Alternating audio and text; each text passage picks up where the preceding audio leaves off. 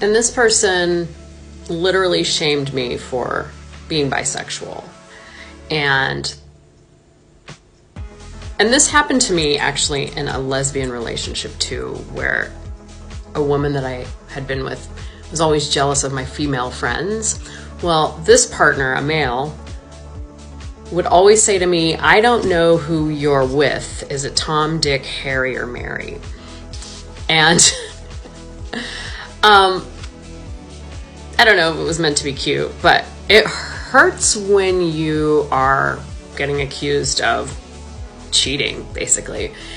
And like, this goes back to my last video on not being able to talk about my desire to not be monogamous. Instead, I made the biggest mistakes ever by like basically just like putting my head in the sand. I put my head in the sand. I got really focused on all sorts of other stuff. I got focused on my work. I got focused on music that I was playing. Just, you know, the things that I do in my life that are outside of relationships. And I just decided I was just going to be monogamous and like happy with this one person, because monogamy is a choice. Even though that's not who I am deep in my core, there was a feeling like I'm going to focus and commit to this person, right? That's what I wanted. And I did that pretty successfully. I can be a flirt. I can go out there and, you know, lead people on, I guess.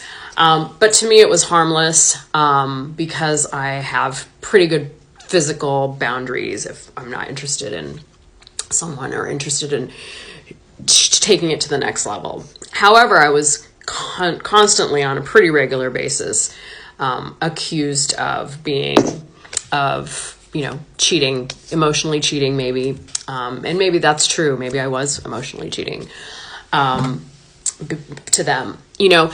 And this kind of goes back to my first video that I was talking about. It's like I didn't have the tools to talk about what cheating or infidelity actually looked like to me. And so here I am, like, in my heart, I know that like monogamy doesn't work for me, not being able to talk about it, dumbing myself down, sticking my head in the mud and just being like, okay, we're going to ride this wave and we're going to focus on all the other things. And I will say it was a really good time for me to get a lot of the stuff that I wanted to do in my life. Like, I got really focused about that. Like, I channeled it all into my work.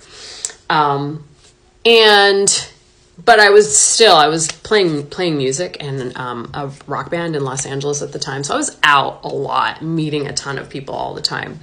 And that was difficult for my partner. And of course there was lots of alcohol and drugs and things like that involved.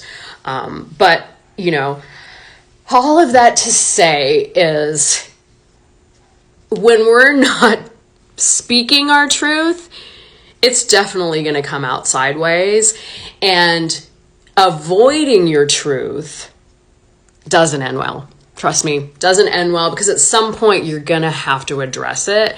And if you don't feel like you can address it with that person, you're going to run away. At least that's what I did. I ran the F away from that relationship, and I never, ever looked back. I was scared. I was so scared in that relationship. I was so...